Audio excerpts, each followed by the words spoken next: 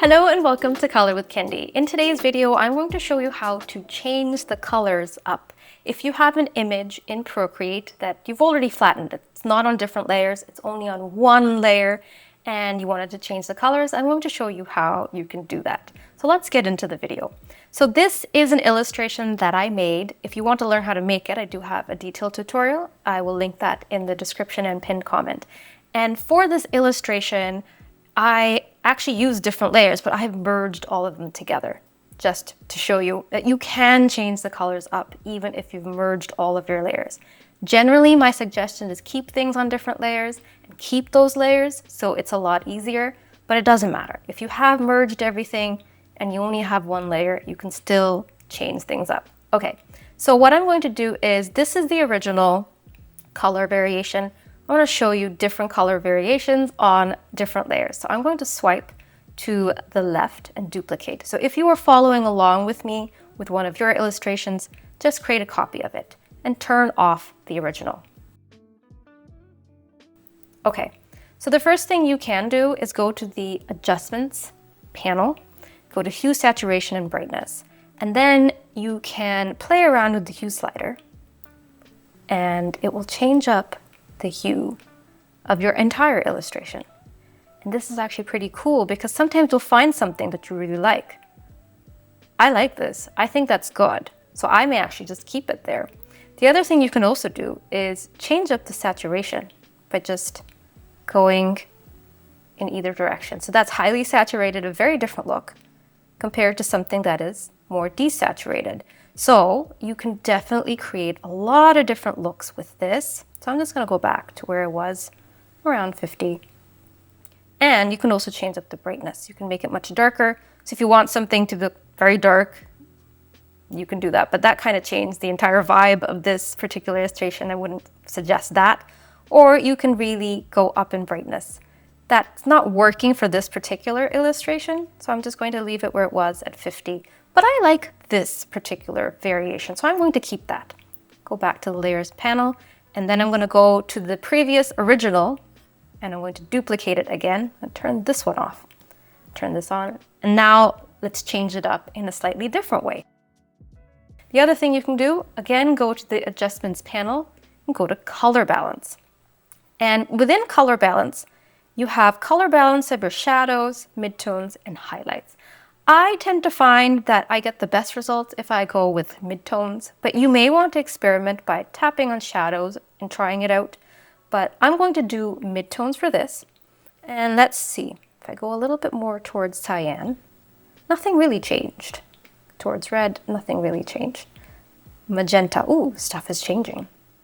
So this is one of those things where you can really experiment. Oh, this is quite interesting.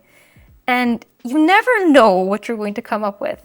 Actually, I don't like any of these, so I'm going to keep it at its original, but this is definitely a choice. Depending on your illustration, you actually might find something that you like by playing around with the color balance. Now, something to keep in mind is if you see at the very top where it says color balance, if you tap on this, you'll have two options, layer and pencil. Layer means that it will change the entire layer's color balance for you. If you want the color balance to only change for one leaf, I can tap on pencil. So now you have to select a pencil for this. So you can select anything that you want. I would suggest a slightly larger one, nothing too small. I'm going to select this old inker and go all the way up. And then what I'm going to show you is, let's say I wanted to change the color of this area. So, and then change that. It's kind of crazy. But do you see, I'm only changing the color of a particular area, not of the entire layer. Now I can change it up. So that was pretty cool, right? Now if I want some of these other areas to be a bit more magenta, a bit more purple, I can do that. So that is another way of using color balance. If you don't want the color balance to change the entire layer, you can select pencil. So I like that. I'm going to keep that. And now I'm going to go back to the original, duplicate it again, because I'm going to show you all of the different variations we made. So now I'm back to the original. Let's go back to the adjustments panel and let's go to curves. So curves is something that you can also use the layer and pencil option. I generally like to use the layer option. And curves is complicated. I still don't fully understand it, but I'm going to show you what I do, because you might have some fun with this, but I don't actually understand it in detail, just letting you know. So I usually start with the gamma. And what you can do is if you move this dot here, this little node, it will lighten everything for you. Do you see it's getting lighter? If you move this node, it will change things in a very different way. If you move this node downwards, it'll become quite dark. And what you can do is you can also tap anywhere you want on this line and create more nodes and play around and change things up. So it's one of those things where you want to play around. So what I like about this is I usually make things a little bit lighter. So that's a tad lighter than it was originally. Now if you tap on blue and you can move that node, it will move your entire illustration a bit more towards blue. And you can move the node wherever you want. Sometimes you get little crazy results, but sometimes you get interesting results. This is kind of nice. I like this one, so I might leave it there. Yes, I kind of like that. You can also go to green and do the same thing and play around and move the node. As I said, you can make more nodes. So it's one of those things that I just kind of play around until I find something that I like. I'm going to go to red. I'm going to make a few more nodes. Ooh, this is kind of interesting. Yeah, I kind of like that too. And I'm going to go back to gamma and see if I can adjust things. Yeah, I kind of like that, but I'm not so sure about the fact that there's so much of this mustardy color. So maybe I'll go back to green.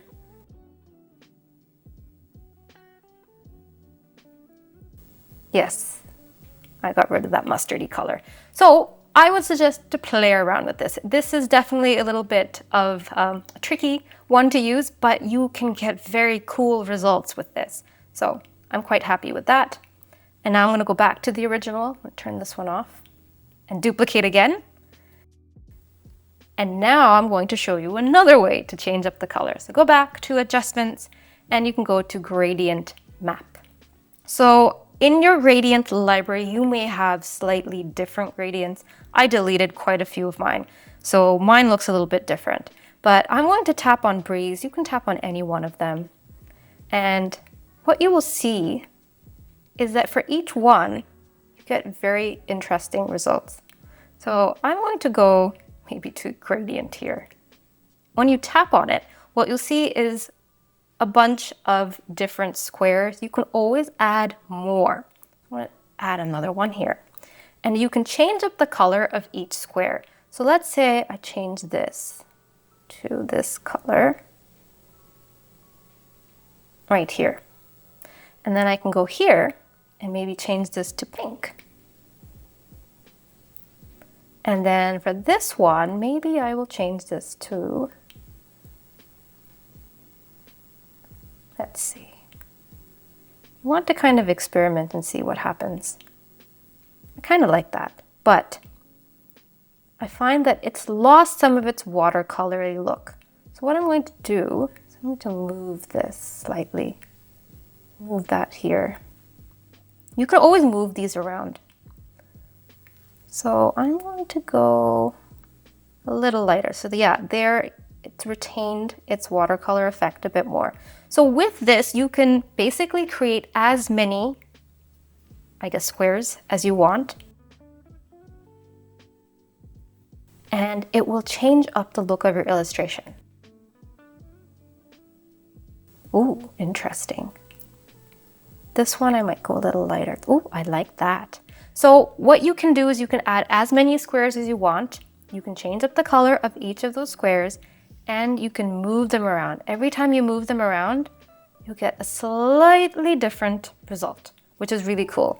And I may make this there. I'm happy with that. And then you can tap on done. So with this, there is a lot of, what did I do? I think I selected something. Yeah, there we go. There is a lot of experimenting and trying things out. I think it's really fun. And who knows? You never know what kind of result you're going to get. So now I'm going to show you all of the different variations that we created using these methods. So I'm going to move this off to the side. So this was our original. Then we created this one. We also created this one. And we created this one. And we created this one. Quite a few. Now I'm going to show you one more method that I use. So I'm going to go back again to the original, duplicate it, and tap on it. So now what I'm going to do is, let's say I wanted to change that purple background. So I'm going to grab that color. Go into your disk menu, and then select any other color that you want. Let's say I want to make it green. Then drag and drop. And then move your pencil so that you increase the threshold. That is also another way to change up your colors.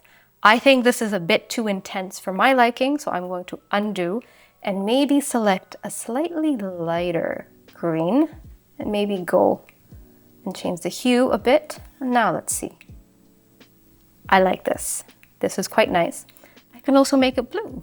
So here is your option to change up the colors more specifically. And you can really play around with this and create a lot of different variations. Oops, that didn't work. There we go. So the point is, once you have completed an illustration, and even if you've merged it, that doesn't mean you can't change the colors. You can successfully change the colors and create very, very interesting options. And that's kind of the fun of Procreate, the fun of doing things digitally. So I hope you enjoyed this video and you learned a few tricks that maybe you didn't think about before. And I hope that this can breathe some new life into your existing illustrations. If you like this video, please do give it a thumbs up because that does help my channel. And I will see you in the next video. Bye!